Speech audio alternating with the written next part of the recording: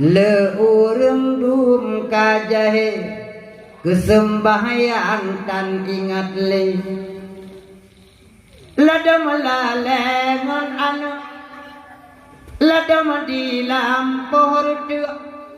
ladam ilun si atu dang napang kapi utup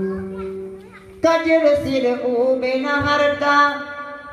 yang kata ke bahalam donya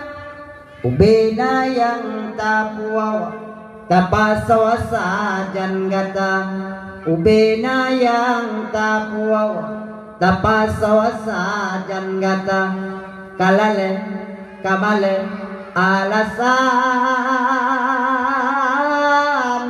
ke bang semayang